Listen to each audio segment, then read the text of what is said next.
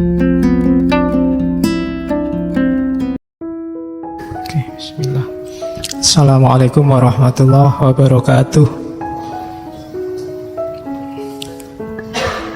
Bismillahirrahmanirrahim.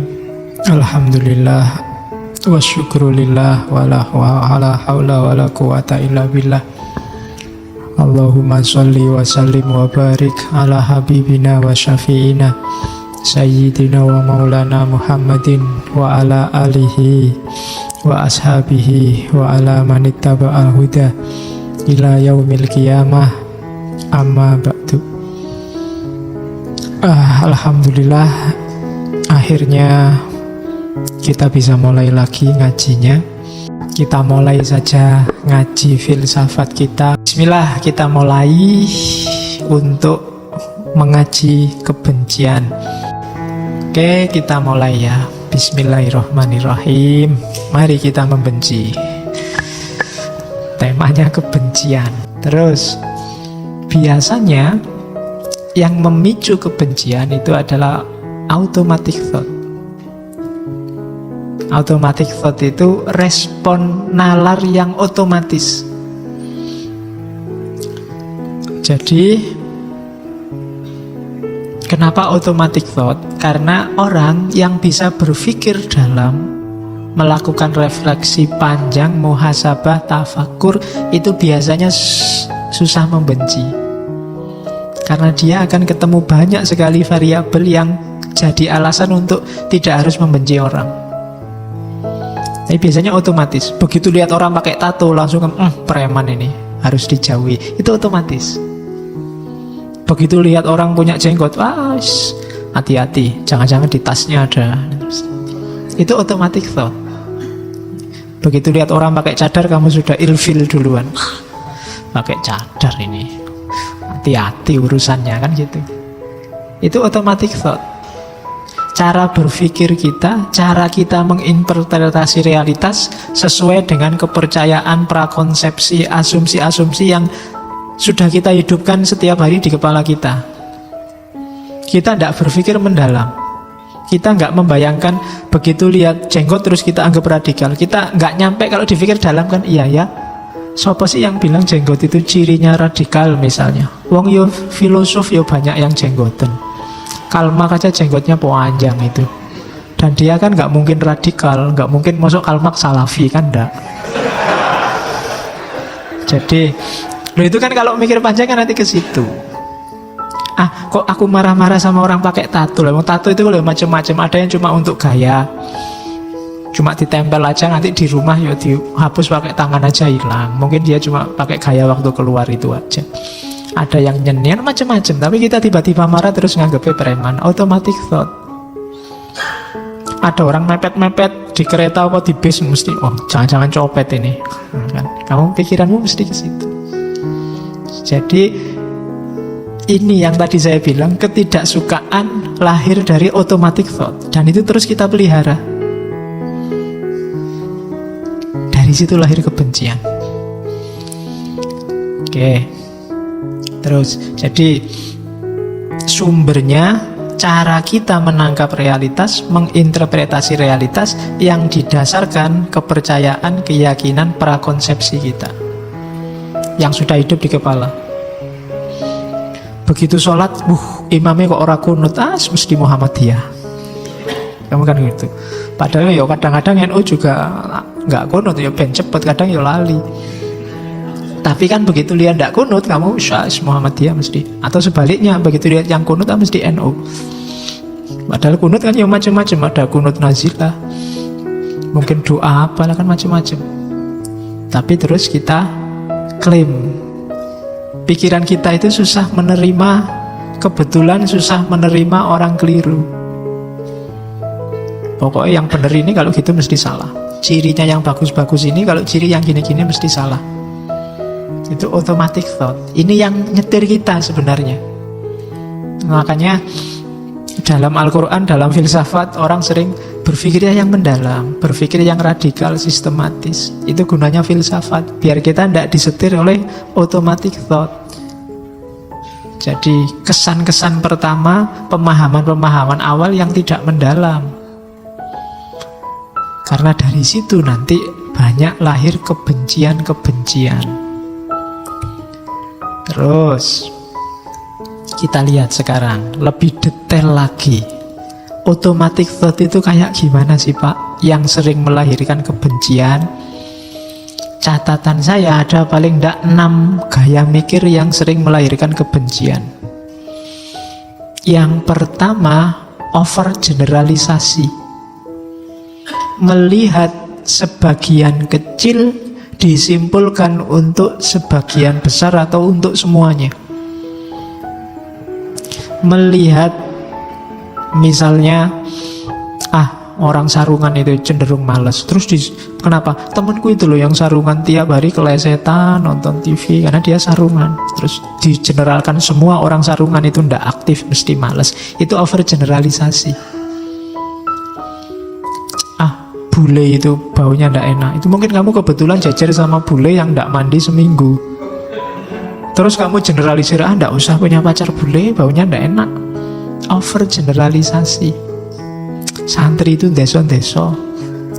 Nah itu mungkin karena hanya lihat 1-2 santri. Mungkin kalau lihat banyak santri ya kesimpulannya nggak deso lagi. Ya mungkin sangat deso. Itu kan namanya overgeneralisasi. Jadi dari bagian kecil disimpulkan semuanya. Yang kedua, read the thought. Itu kadang-kadang kita merasa bisa baca pikirannya orang. Oke, jadi bisa baca pikirannya orang itu, ini orang kok sejak tadi ngelirik-ngelirik, jangan-jangan naksir aku. Nah, itu read the thought. Jadi kayak bisa-bisa kita baca orang lain. Ini sejak tadi kok usul terus, mesti mau berontak ini. Itu read the thought.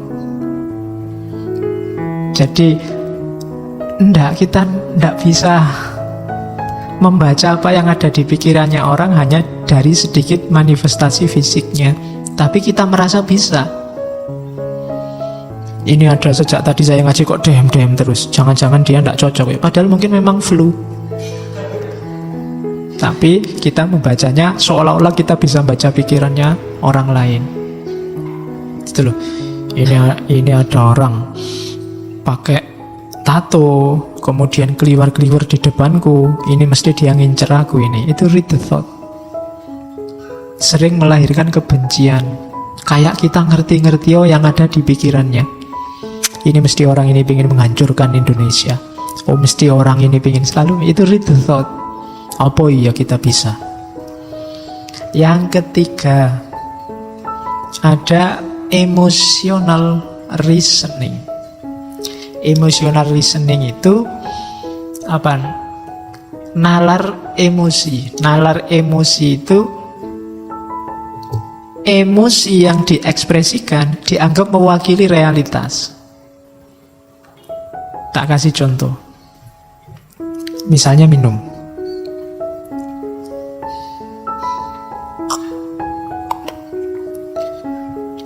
Terus saya bilang, nggak enak gini tehnya ya. Loh, contoh-contoh, jangan kok tak mire sedih. Iya, nanti tak mire gelo wis digawe kayak kok ra enak. Terus kita, alah kok ndak enak gitu ya. Loh, emosiku ini. Terus kamu pahami berarti tehnya memang ndak enak. Padahal itu lah cuma kesanku saja. Bisa jadi kesanmu beda. Itu emotional reasoning namanya. Jadi menganggap anggapan emosional seseorang, tanggapan emosional, itulah kenyataannya. Kamu belajar filsafat, terus pusing, alah Pak, pening aku Pak, membingungkan filsafat itu. Nah itulah kamu, kalau saya kan enggak. Loh ya kan? Tapi terus banyak orang anggap filsafat itu membingungkan. Jadi tanggapan emosional 1-2 orang dianggap itulah realitasnya. Jadi emotional reasoning namanya. Ini juga sering memicu lahirnya persepsi kebencian. Terus ada lagi namanya customization. Ini sama. Menganggap yang kecil jadi sebab peristiwa itu kan sebabnya banyak biasanya, tapi kita nganggap satu sebab inilah yang jadi sebabnya. Itu customization. Misalnya ada orang menganggap bahwa peradaban ilmiah Islam itu jatuh karena kritiknya Ghazali pada filsafat. Padahal kalau kita mau jeli, tidak mungkin lah hanya gara-gara 1-2 kitab peradaban ilmiah Islam sepertiga dunia ini bisa jatuh. Pasti banyak variabel yang lain. Mungkin umat Islamnya sendiri juga jadi lemah, mungkin karena kekuasaan politiknya juga ambruk, mungkin umat Islam sedang dijajah di mana-mana. Variabelnya banyak. Cuma orang cenderung kemudian melihat satu variabel saja, yaitu tulisan Ghazali. Itu namanya customization. Melihat satu sebab dari sebenarnya banyak sekali sebab dari satu peristiwa. Lahirnya terorisme itu mungkin sebenarnya sebabnya tidak tunggal. Jadi kalau mau diberantas, tidak bisa dilihat satu sisi, pokoknya orang yang jadi teroris harus dibunuhi semua. Mungkin perlu melipir, jangan-jangan sebabnya banyak. Jangan-jangan yang berangkat ke Suriah kemarin motifnya tidak melulu karena dia termakan ideologi ISIS. Mungkin ada yang karena ekonomi, mungkin karena tingkat intelektualnya rendah sehingga gampang dibohongi. Mungkin ada yang karena terpaksa ikut suaminya. Mungkin ada yang macam-macam sebabnya. Biar tidak customization, analisisnya harus lebih holistik. Gitu loh. Oke, jadi itu contoh. Gagasan customization ini sering menyederhanakan persoalan, kemudian melahirkan kebencian. Terus ada lagi mirip kayak sebelumnya, namanya maximization atau minimization. Membesar-besarkan hal kecil atau mengecil-ngecilkan hal besar. Ini sering kita lakukan. Jadi menganggap yang tidak penting terus kita anggap penting, atau yang sebenarnya sangat penting kita anggap tidak penting.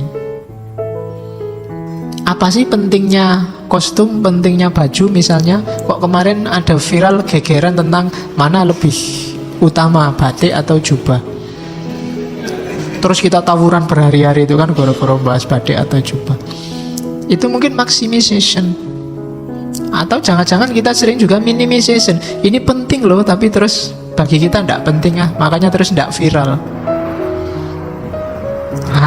Kita harus jeli. Cara berpikir ini juga sering melahirkan kebencian. Ada juga yang catastrophic thinking. Biasanya orang yang gampang panik. Catastrophic thinking itu orang yang sebenarnya itu sepele sekali, tapi bagi dia luar biasa. Orang yang katastrofik itu biasanya hal-hal kecil membuat dia panik luar biasa. Misalnya, kalau di situ tak kasih contoh, ibu-ibu itu sekarang sedang fobia kena kanker, kena apa gitu kan. Mungkin ada yang ngecek meraba dadanya, loh kok ada benjolan ini? Belum periksa, belum apa. Waduh, jangan-jangan kena kanker aku. Waduh, kena kanker berarti sebentar lagi mati aku. Waduh, tiap hari terus. Jadi sudah stres kayak orang mau mati. Itu catastrophic thinking. Tiba-tiba mungkin ya ada santri ngaji, tiba-tiba pakai cadar. Belum ada yang ini. Misalnya, mungkin karena pilek atau apa terus pakai cadar. Kamu yang agak fobia dengan itu, dulu kok ada yang pakai cadar? Wah, ini sudah disusupi garis keras ini. Wah, terus kamu gelisah luar biasa, tidak kerasan ngaji. Terus ini harus sudah mulai dibubarkan ngaji ini, sudah jadi radikal ini ngaji ini. Cuma gara-gara lihat satu teman putri yang pilek terus pakai cadar. Padahal dia cuma pilek biasa, misalnya. Itu catastrophic thinking. Gampang panik. Tiba-tiba ada temanmu kos, ada kamar kosong sebelah, tiba-tiba yang nyewa kos-kosan itu orangnya jenggotnya panjang, pakai jubah. Oh, kamu panik mikir gak karu-karuan. Jangan-jangan ini sebentar lagi ngerakit bom, terus kos-kosanku dibom misalnya. Itu catastrophic thinking. Gampang panik. Gitu lah. Pikirannya panjang. Ada temennya satu wisuda, waduh jangan, kok aku belum ya, wah kalau nanti jangan-jangan aku tinggal sendiri gak lulus-lulus, waduh nanti kuliahnya ikut sama adik kelas, waduh udah pikiran ini. sumpek karepe dhewe. Itu catastrophic thinking. Ini juga sering melahirkan persepsi kebencian. Jadi hati-hati dengan 6 gaya mikir ini. Overgeneralisasi, read the thought, merasa bisa membaca pikirannya orang padahal ya bukan peramal, ya kan? Emotional reasoning, tanggapan subjektif dianggap mewakili realitas. Itu emotional reasoning. Customization, satu sebab dianggap mewakili semua sebab. Maximization atau minimization, hal penting yang dianggap tidak penting, atau sebaliknya hal tidak penting yang dibesar-besarkan dianggap penting. Dan yang terakhir, catastrophic thinking. Untuk menghindari ini tetap solusinya berpikir hati-hati, sistematis, dan dalam, biar tidak gampang ketipu, tidak kesusu komentar. Kalau ada yang masih belum jelas benar, dicermati dulu duduk persoalannya. Hari ini kita terlalu agresif komentar, sehingga masalah yang biasa jadi luar biasa, akhirnya yang penting-penting kelewatan. Umatnya nggak tambah cerdas, tambah pinter debat, ilmunya nggak tambah, kemampuan gegerannya yang tambah. Argumen sana dibawa ke sini, sini dibawa ke situ terus. Maka hati-hati dengan ini. Overgeneralisasi, read the thought, emotional reasoning, customization, maximization, minimization, dan catastrophic thinking. Terus hati-hati juga, mari kita lihat bagaimana orang yang benci terus melampiaskan kebencian itu merasa dirinya benar. Saya bilang tadi, kita sering tidak sadar loh kalau kita itu sedang benci, bahkan sedang membuli orang lain, sedang melakukan kekerasan pada orang lain. Itu ada proses-prosesnya. Itu tak kasih contoh suami istri saja. Sebenarnya contohnya bisa macam-macam, tapi kalau tak kasih contoh tertentu nanti ada yang tersinggung. Biarlah suami istri saja, mumpung masih belum banyak yang punya istri dan suami di sini. Jadi biasanya ya, lahirnya kebencian dan kekerasan dan justifikasinya itu diawali dari event, ada peristiwa. Misalnya di situ ada peristiwa istri yang ngeritik suami. Biasanya peristiwa itu kan tidak pernah telanjang, dia selalu kita pahami, kita interpretasi. Terus lahirlah interpretation of the event. Ketika istrinya ngeritik, suaminya merasa di matanya berarti aku ini tidak ada harganya. Jatuh harga dirinya. Kayak kamu dikritik temanmu, atau dikritik dosen pembimbingmu, terus wah dunia runtuh ini. Interpretation of event. Kamu interpretasi sendiri secara negatif. Biasanya terus setelah interpretasi yang negatif itu lahirlah stres, hurt, ya kan, merasa tersakiti. Sakitnya di sini itu Pak, itu stres berarti. Jadi merasa lemah, wah aku ini berarti tidak ada harganya sekarang, aku kurang ajar, aku direndahkan. Nah, terus setelah itu ada secondary interpretation, tafsir selanjutnya terhadap apa? Terhadap stresnya itu. Berarti aku ini korban, malang sekali aku ini. Kasihan ya aku ini. Itu secondary interpretation. Dari situ lahirlah kebencian, marah, ingin balas dendam. Awas besok, hati-hati kalau butuh aku. Hostility. Iyalah sekarang aku kalah, tapi besok kalau ada kesempatan awas. Kapan-kapan butuh aku, ndak akan tak peduliin. Itu hostility.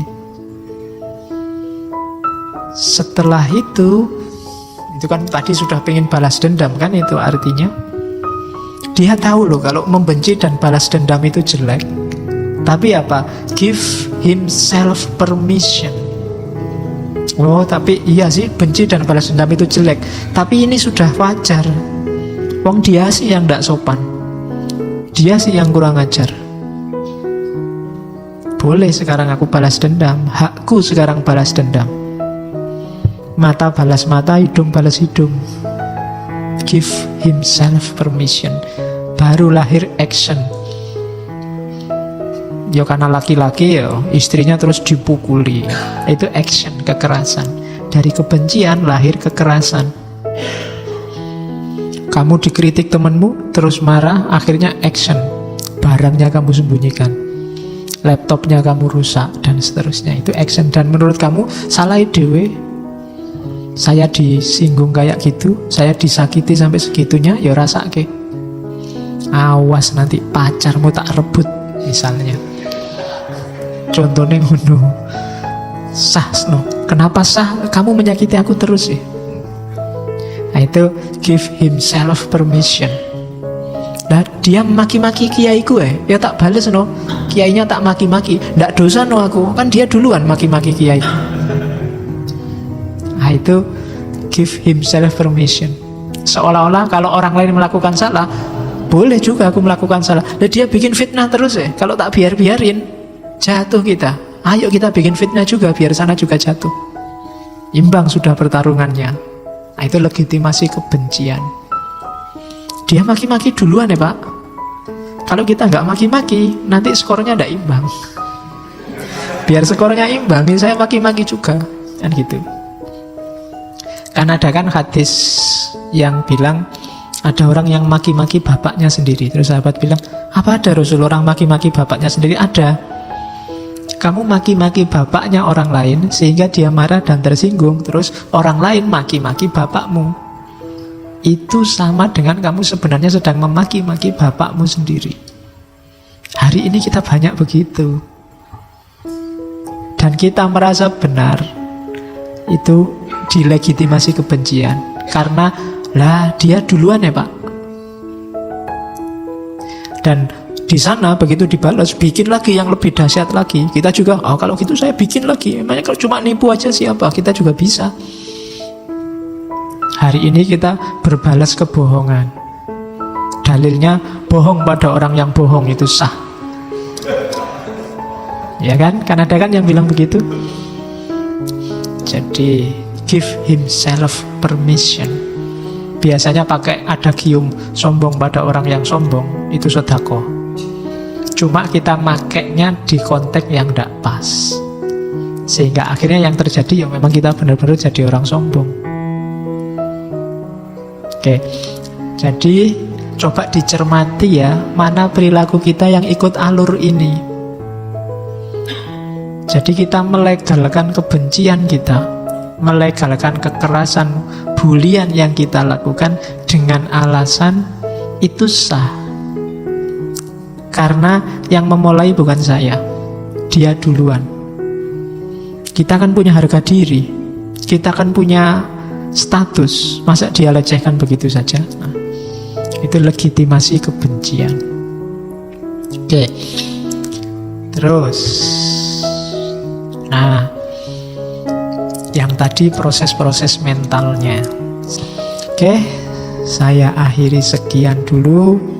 Benci membencinya. Mohon maaf kalau ada yang keliru. Wallahul muwafiq, wallahu a'lam bissawab. Wassalamualaikum warahmatullahi wabarakatuh.